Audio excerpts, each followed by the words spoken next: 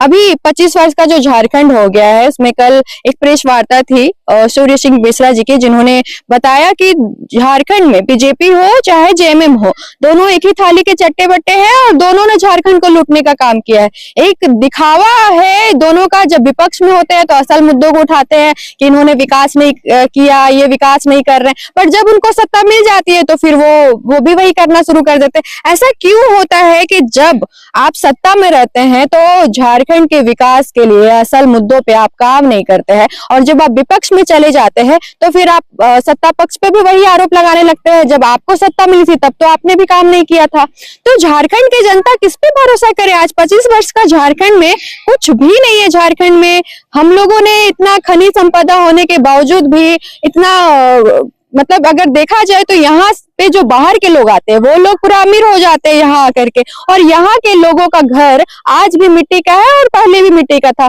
जो बाहर के लोग आते हैं वो 10 सालों में उनके पक्के मकान हो जाते हैं, कई जगह जमीनें हो जाती है। ऐसा क्यों है?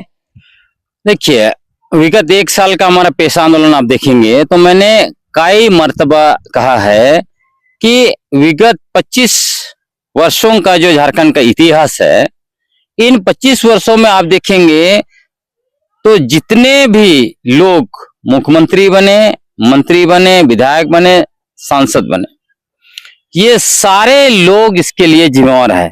यह बात मैंने बार बार कही है और आज भी मैं कहता हूं। और आपने कहा कि ऐसा कैसे होता है कि जो समुदाय खनिज संपदा के ऊपर बैठा हुआ है उसके पास जो है कि खाना नहीं है, कपड़े नहीं है, शिक्षा नहीं है, स्वास्थ्य व्यवस्था नहीं है, विकास नहीं है, लेकिन जो बाहर से आते हैं उनका सब कुछ हो जाता है। यही तो असली खेल है लूट का। क्योंकि ये जो पूरा पॉलिटिकल सिस्टम है, चाहे बीजेपी हो, कांग्रेस हो, जेएमएम हो या कोई भी पार्टी हो, इंक्लूडिंग जेएलके, आजसू जो भी पार्टी हो, इन सारे पॉलिटिकल पार्टियों को पूंजीपति चलाते हैं। पैसा कहां से आ रहा है? पैसा आ रहा है ठेकेदारों से आ रहा है। खनिज माफिया, बालू माफिया, शराब माफिया, जमीन माफिया, जंगल माफिया, जितना माफिया वर्ग है, और यहाँ का जितना भी ब्यूरोक्रेट्स, अपर ब्यूरोक्रेसी देखिए, लोअर ब्यूरोक्रेसी देखिए, ये सारे बाहरी हैं। उनको क्या मतलब झारखंड से? इनका एक ही मतलब है कि जितना भी है यहाँ का संसाधन लूटो और बाहर ले जाओ। यही वो लोग कर रहे हैं। आप देखिए, एक उदाहरण के लिए आप समझ सकते हैं, पेशा नियमावली बनने में झारखंड में 25 साल लग गया। अभी लागू होने में कितना दिन लगेगा मुश्किल है। अभी बना ही है, कैबिनेट से पारित हुआ है। लेकिन जब इनको अनुसूचित क्षेत्र में शराब बेचना होता है तुरंत बन जाता है नीति। जब इनको बालू लूटना होता है तुरंत नीति नियम बन जाता है। उनको जो है कि खनिज संपदा या कहीं और जमीन लूटना है, वो 70-80% का कंसेंट को 30 में लेके आते हैं। ये तो सबका इतिहास है। उद्योगिक नीति 3 बार बन गया। 2001 में माननीय बाबूलाल मरांडी जी बनाए, 2012 में माननीय अर्जुन मुंडा जी बनाए, 2016 में माननीय रघुवर दास जी ने बनाया। तो ये सब चीजें होती है। तो ये झारखंड एक्चुअली लूट खंड बन गया, यही समझना है। और इसीलिए तो यहाँ पे सरना ईसाई के नाम से लोगों को या आदिवासी बनम कुर्मी इतना लड़ाया क्यों जाता है? आप आपस में झारखंडी लोग लड़ते रहिए, बाहर का आदमी मजा लेगा। छत्तीसगढ़ से अभी हमारे पास बहुत सारा मैसेज आ रहा है, लोग बता रहे हैं कि वहां पर आदिवासियों को हिंदू बनाम ईसाई लड़ाकर जितना भी बिहार से, यूपी से लोग जाके वहां पे भर रहे हैं, और वहां का जितना खनिज संपदा देखिए, कोयला अडानी ले रहा है, आयरन ओर में भी उनका चल रहा है, उधर जिंदाल ले रहा है, टाटा ले रहा है, सब ये खेल है। आप सोचिए कि झारखंड में जो सबसे महंगा यूरेनियम जो माना जाता है, पूरा विश्व में सबसे ज्यादा महंगा एक तरीके से माना जाता है, और वो हमारे झारखंड में है। कोयला है, सोना के भी खदान मिली है, अबरक है, आयरन है, इतने सारे चीजें हैं, और यहाँ के लोगों को भूखमरी है, अच्छी शिक्षा व्यवस्था नहीं है, स्वास्थ्य नहीं। आपने बोला ना कि पूंजीपति चला रहे हैं। हमारा देश तो लोकतांत्रिक देश है। लोकतांत्रिक मतलब क्या? लोगों की सरकार होती है। यहाँ लोगों की कहाँ चलती है? यहाँ पे तो हर जगह। बताता हूँ कि आज तो इसका बखिया उड़ाया जा रहा है। अभी देखिए, मैंने एक एशिया न्यूज देख रहा था, उसमें वो लोग कह रहे थे कि भारत अपने आप को कहता है कि धरती का सबसे बड़ा लोकतंत्र है, लेकिन यहाँ पे, और वो भी कहता है विविधता में एकता है, लेकिन कुछ नहीं। ये लोग एक दूसरे से नफरत करते हैं, एक दूसरे का घर जलाते हैं, एक दूसरे का धर्मस्थल जलाने वाले लोग हैं। ये सब दुनिया में चर्चा चल रहा है। और लोकतंत्र जो आपने कहा ना, लोकतंत्र हमारे लिए सिर्फ एक दिन है, और बहुतों के लिए तो एक दिन भी नहीं है। जिस दिन वोट पड़ता है, आप वोट देने जाते हैं, और आज भी बहुत सारे ऐसे समुदाय है जिसको ईवीएम आने के बाद भी उनको वोट डालने नहीं दिया जाता है। उनको सेंटर में गया, उसके उनको कहा जाता है कि आपका वोट पड़ गया, तो उनके लिए तो कभी लोकतंत्र आता ही नहीं है।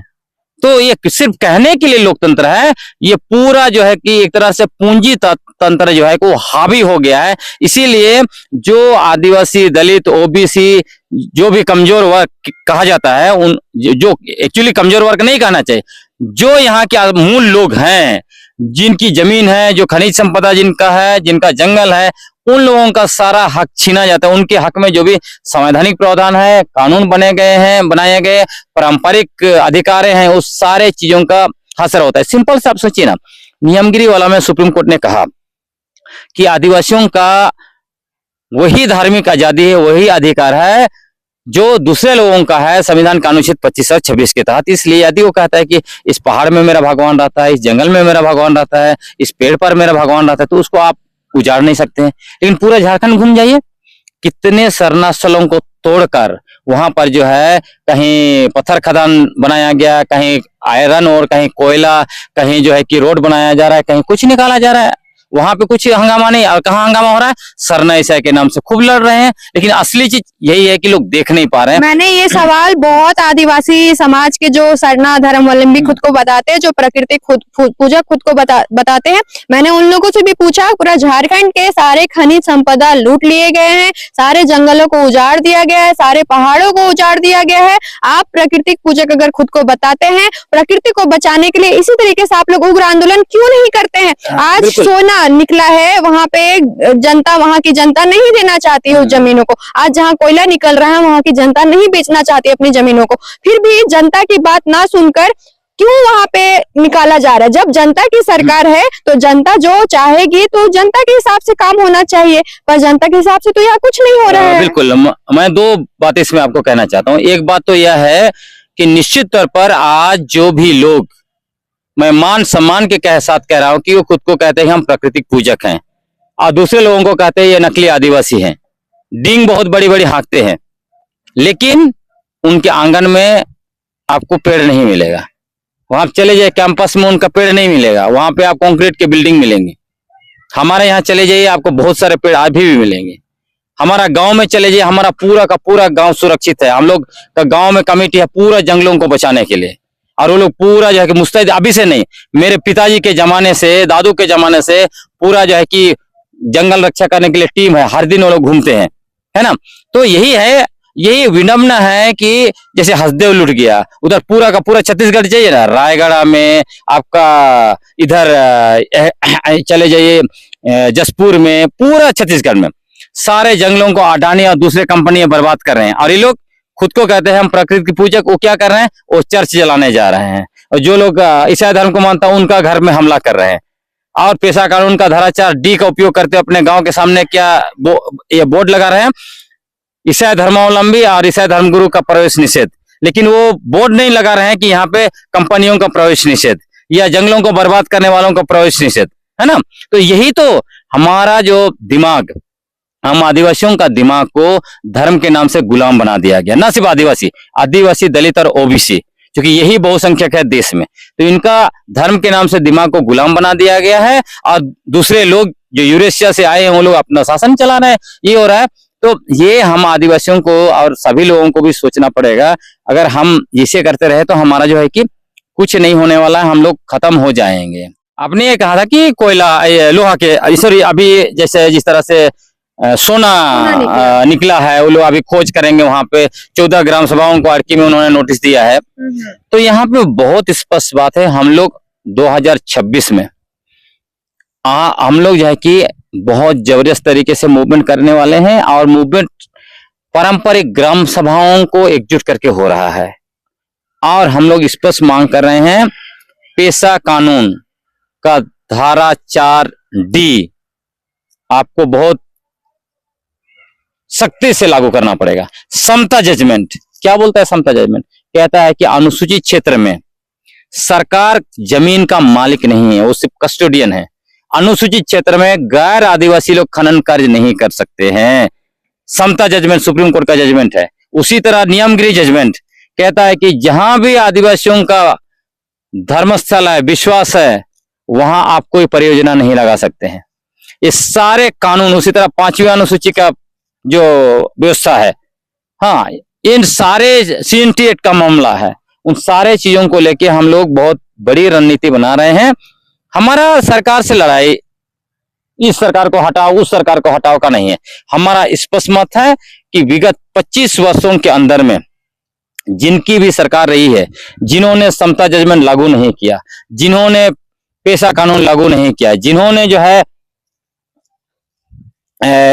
नियमगिरी जजमेंट लागू नहीं किया, जिन्होंने वनाधिकार कानून लागू नहीं किया, जिन्होंने जो है कि 5वीं अनुसूची के प्रावधान लागू नहीं किया, सबको अकाउंटेबल बनाएंगे और हम लोग बौद्धिकता के बल पर 26 में आंदोलन करेंगे। और हमारे जो मूल मुद्दे हैं उस पर हमारा स्टैंड बहुत क्लियर रहेगा। हम लोग आदिवासी पहचान की लड़ाई लड़ेंगे, स्वायत्तता की लड़ाई लड़ेंगे, सरना कोड की लड़ाई लड़ेंगे, और हमारी जमीन, हमारा इलाका और प्राकृतिक संसाधन, चाहे खनिज संपदा हो, वन संपदा हो, जल स्रोत हो, सबको बचाने की लड़ाई हम लोग बहुत जबरदस्त लड़ेंगे बौद्धिकता के बल पर। हाँ, बस एक जो आपने बात बोला वो बहुत ही अच्छा मुझे लगा, जो बोला कि बहुत ही बड़ी विडंबना है कि हम लोग प्राकृतिक पूजक खुद को बताते हैं और प्रकृति की रक्षा करने के लिए एकजुट नहीं होते हैं। जिस तरीके से आप कुर्मी प्रकरण में एकजुट होते हैं, सरना ईसाई करने के लिए एकजुट होते हैं, आप उसी तरीके से एकजुट क्यों नहीं होते जब कहीं जंगलों को उखाड़ा जाता है, कहीं पहाड़ को उखाड़ने की बात होती है, प्रकृति को नष्ट करने की बात होती, आप की एकजुटता तब भी दिखनी चाहिए थी। दूसरी बात, ये बहुत बड़ी विडंबना है हमारे देश की, जहां सनातन धर्म मेजोरिटी में है और वो खुद को वो भी प्राकृतिक पूजक ही बताते हैं, नदियों को माँ बताते हैं। सबसे ज्यादा नदी हमारे ही देश में गंदी है। हम लोग जानवरों को, अपना गाय को माँ बताते हैं। सबसे ज्यादा बुरा स्थिति अगर हमारे देश में किसी जानवर की है तो वो गाय की है। रास्ते में पड़ी रहती है, कूड़ा करकट खाती है, प्लास्टिक खाती है और बहुत ही बुरा स्थिति है। हम लोगों ने स्त्री को भी मां माना है और सबसे ज्यादा अगर स्त्रियों को दबाया गया है, सबसे ज्यादा भेदभाव अगर शिकार हुई है महिलाएं ही हुई हमारे देश में हुई हैं।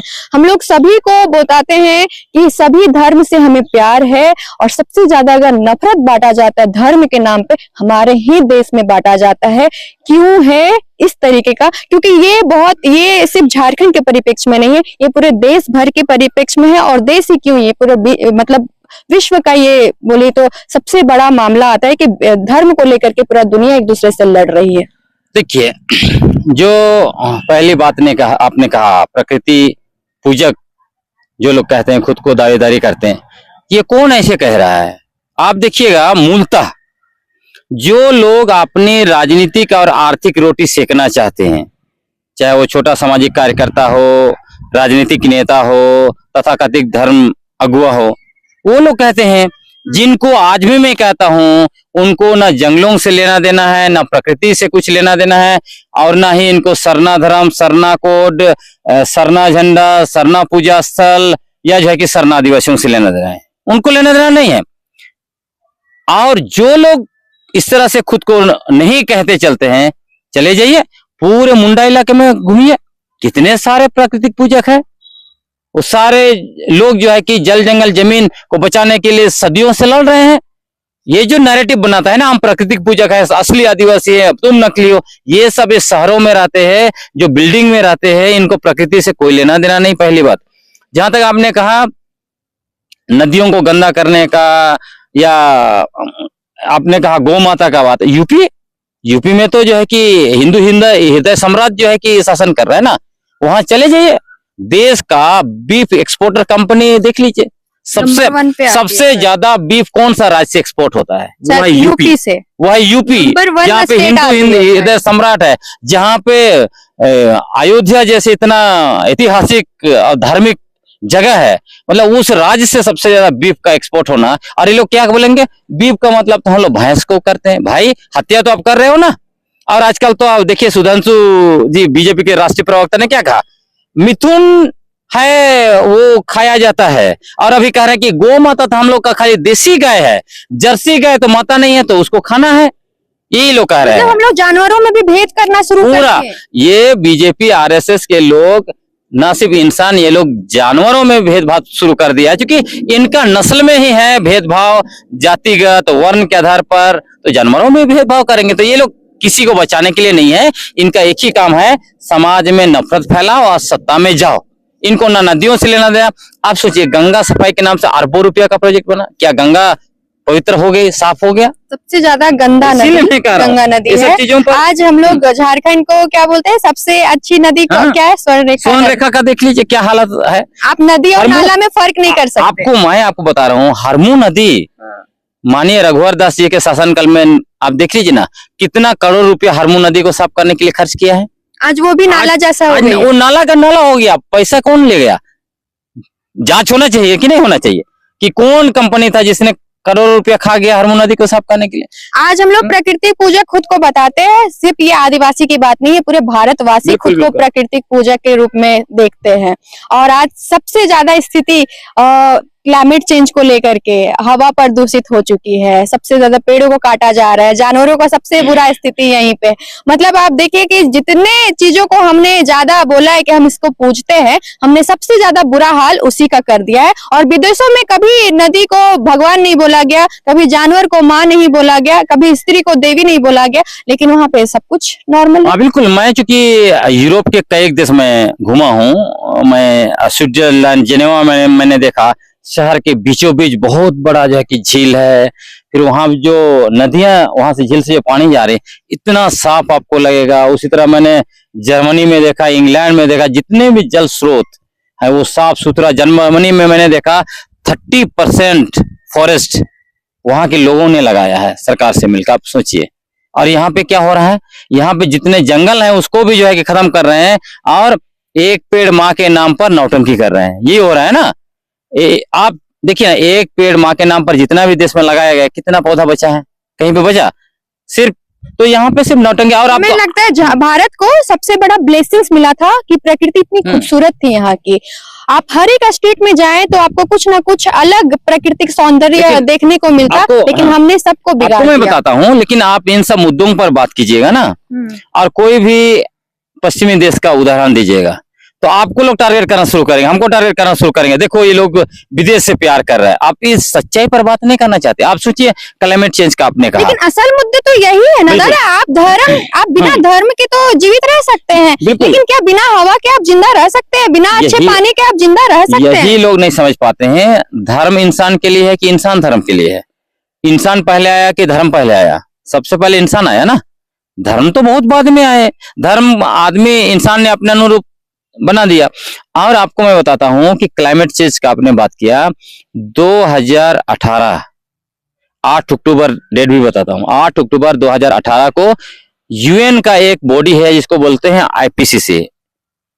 आईपीसीसी ने पूरी दुनिया को बता दिया अपने रिपोर्ट से कि ये जो धरती का तापमान जो है, औद्योगिकरण मतलब 1880 से लेकर अब तक जो है वो 1.5% बढ़ गया है। अगर ये 2% बढ़ गया तो धरती पर कयामत आ जाएगी। तो उन्होंने 10 साल का समय दिया, मतलब 2021 से लेकर 2031 तक का समय दिया। और इसी में कहा कि आप जो है कि जो भी गलत किया आपने विकास के नाम पर, धरती को उजाड़ा है, उसको रिस्टोर कीजिए। उसके बाद देखिए, इससे पहले भी 2015 में भी दुनिया भर के बड़े बड़े नेता इंक्लूडिंग हमारे माननीय प्रधानमंत्री मोदी जी पेरिस गए थे। पेरिस में उन्होंने समझौता किया कि हम लोग कार्बन को 2% घटाएंगे, है ना। अब ये जो ग्लोबल क्लाइमेट चेंज में आप देखिएगा, उसमें जो है 6 ग्रीन हाउस गैसेस हैं। 6 ग्रीन हाउस गैसेस में 60% योगदान कार्बन डाइऑक्साइड का है। और कार्बन डाइऑक्साइड कहाँ से आता है? सबसे ज्यादा फोसिल फ्यूल बोलते हैं। फोसिल फ्यूल कहाँ है? जैसे आपका पेट्रोल डीजल सब जलता है। दूसरा कोयला, कोयला से सबसे ज्यादा कार्बन आता है। तो कोयला आधारित उद्योग कई जो है कि वेस्टर्न कंट्री ने बंद कर दिया। अब यहाँ पे क्या हो रहा है, हम लोग कोयला आधारित उद्योग और भी ज्यादा बढ़ा रहे हैं। देखिए अडानी को कोयला देना है। अब इमेजिन कीजिए, बांग्लादेश को बिजली सप्लाई करने के लिए और अडानी को फायदा पहुंचाने के लिए आप गोड्डा में जो है कि कोयला आधारित पावर प्लांट आप चला रहे हैं। उससे देश को क्या हो रहा है? अडानी को फायदा पहुंचाना है। अडानी को फायदा पहुंचाना है, हसदेव जंगल को उजाड़ के कोयला ला रहे हैं। उधर जाके उड़ीसा में उनके लिए कोयला, इधर आपका झारखंड में भी अडानी को इधर आपका हजारीबाग के पास उनको फिर से उनको कोयला मिल रहा है। तो सारे कोयला को निकालिए और कार्बन भरिए और मरिए तो 2000। सबसे बड़ा हाँ। एशिया का सबसे बड़ा पावर प्लांट टंडवा जो एरिया बिल्कुल, है वहां बिल्कुल। पे बनाया गया है। और ये कितनी बड़ी बात है, आपने बताया रिस्टोर करने की बात हो रही थी, यहाँ तो और उजाड़ने की बात हो रही है लगातार। और पूरा ये अभी तो देखिए सुप्रीम कोर्ट का आदेश भी आ गया था कि इससे तो आम आदमी की जिंदगी खराब होगी, हाँ, क्योंकि बिल्कुल। आप गर्मी बढ़ेगी, ग्लोबल वार्मिंग अगर बढ़ेगी तो जो अमीर लोग हैं वो तो घर के अंदर एसी में रह लेंगे, वो टेम्परेचर भी बैलेंस ज्यादा कर नहीं रह लेंगे। पाएंगे, आपको मैं बता रहा हूँ। लेकिन गरीब लोग को तो बाहर निकलना पड़ेगा नहीं, ना। आप ये ऐसे ही है, गरीब लोग तो अभी झेल रहे हैं, उसका असर ऑलरेडी हो रहा है। आप देखिएगा कोई साल इतना ज्यादा बारिश हो जाती है, कोई साल बारिश नहीं होती है, खेती नहीं, एक बार जो है कि बिचड़ा डाल दिया सूख गया, दोबारा बिचड़ा डाल नहीं पा रहे हैं, लाह की खेती बहुत डाउन हो गया, क्योंकि ज्यादा गर्मी पड़ने से लाह के कीड़े मर रहे हैं, महुआ सही टाइम पे नहीं हो रहा है, कम भी हो रहा है, ये सब बहुत ग्लोबल वार्मिंग का असर है। लेकिन ठीक है, हम लोग तो अभी झेल रहे हैं, बाकी अमीर लोग बचेगा नहीं। आपको क्या लगता है? आपको मैं बता रहा हूँ, सच्चाई यह है कि जिस दिन टेम्परेचर नॉर्मल, धरती का नहीं बोल रहा, धरती का टेम्परेचर 15 डिग्री पहुंच गया, कयामत आएगी। नॉर्मल टेम्परेचर जिस दिन 60 पहुंचेगा ना, तब एसी चलेगा। आपको लग रहा है? नदियां जब सूखेगी, बिजली कहां से पैदा करेंगे? हाँ, न्यूक्लियर पावर प्लांट बना रहे हैं। इसलिए आप देखिए पूरी दुनिया में हलचल मचा हुआ है, सच बोलिए तो। लेकिन यहाँ पे तो कोई बात ही नहीं होती। आपको बताता हूँ, बड़े बड़े पूंजीपतियों को भी आप समझ में आ गया कि धरती को बचाना मुश्किल है, इसलिए ये लोग जो है कि रॉकेट भेज के, एलोन मस्क दुनिया के सबसे बड़े पूंजीपति, एलोन मस्क रॉकेट भेजकर पता करने की कोशिश कर रहे हैं क्या धरती के अलावा कोई ऐसे ग्रह है जहां पे जीवन है। उनको लगता है कि जिस दिन धरती जीने लायक नहीं रहेगी, हम लोग रॉकेट लेके वहां पे चले जाएंगे, उसकी वो लोग खोज कर रहे हैं। लेकिन उसमें कितना हो जाएगा? मुट्ठी भर, बाकी का क्या होगा? इसीलिए तो आम लोगों को सोचने की जरूरत है कि ये धरती देखिएगा ना, 2030 के बाद ये इतना हालत खराब हो जाएगा कि बहुत ज्यादा गर्मी, कहीं पे इतना ज्यादा बाढ़ और बारिश से तबाही, कहीं बर्फबारी इतना ज्यादा होगा जैसे जम्मू कश्मीर और उधर हिमाचल आसपास आदमी निकल नहीं पाएगा। ये हालत होने वाला है। हम लोग इन मुद्दों पे बात तो नहीं करते दादा, हम लोग तो धर्म के मुद्दों पे बात करते हैं। इन मुद्दों पर हमारे देश में लोग बात भी करना नहीं चाहता, बात भी सुनना नहीं चाहता। मैंने ये ग्लोबल क्लाइमेट चेंज को लेकर कुछ अवेयरनेस शुरू किया था, लोग देख ही नहीं रहे थे, 1000 लोग 500 लोग देख रहे थे। उनको इंटरेस्ट नहीं है, उनको है धर्म के नाम पर लड़ो, नफरत करो, राजनीति में जो है कि बड़े बड़े लोगों को बैठाओ, उनका हो हल्ला करो, गुणगान गाओ, यही हो रहा है। और लोग ये समझेंगे कब कि आप धर्म के बिना रह सकते हैं, आप बिना अच्छे वातावरण के, बिना अच्छा प्रकृति के आप जिंदा ही नहीं रह सकते हैं। आपके अगर इतना ज्यादा ग्लोबल वार्मिंग बढ़ेगा, अंधाधुंध बारिश होगी, बिना मौसम बरसात, टेम्परेचर मेंटेन नहीं रहेगा, आप कैसे जिंदा रह जाएंगे? सब्जी फसल कैसे होगी? कुछ भी सही से नहीं होगा, सब संतुलन ही बिगड़ जाएगा। देखिए उनको पता है कि इस तरह का असर होगा जिसमें बड़े पैमाने पर लोग मारे जाएंगे। आप इमेजिन कीजिए कि अरावली पहाड़, उसको भी जो है खत्म करने के लिए, पूंजीपतियों को देने के लिए, माइनिंग करने के लिए, वहां के पत्थरों को निकाल के, क्योंकि वहां के पत्थर जो है वो अंबानी को चाहिए, वो जितना बड़ा बड़ा जो है कि महल बना रहे हैं कहाँ कहाँ, वहां पे उनको पत्थर चाहिए। इसलिए वहां अरावली का, सोचिए सुप्रीम कोर्ट ने पहाड़ का परिभाषा बदल दिया था, अभी दबाव पड़ा तो कह रहे कि नहीं वो माइनिंग नहीं होगा। तो पूंजीपतियों के दबाव में जब सुप्रीम कोर्ट अपना फैसला जो है कि बदल सकता है, अपना फैसला जो कि पर्वतों का जो परिभाषा बदल सकता है, तो इस देश में क्या हो सकता है? सरकार तो कुछ भी नहीं है, वो सब कुछ जो है कि पूंजीपति चला रहे हैं। और इस देश को देखिएगा एक दिन पूंजीपति लोग सब लूट के खत्म करेंगे, डूबेंगे। इसलिए आज सही समय है, आज अगर हम लोग नहीं जागे तो आने वाले समय में हमारा कुछ भी नहीं बच रहा है। जितने भी बिल्डिंग बनाए हैं, आप एसी नहीं रहेगा, कूलर नहीं, फैन नहीं, रह पाएंगे बिल्डिंग में।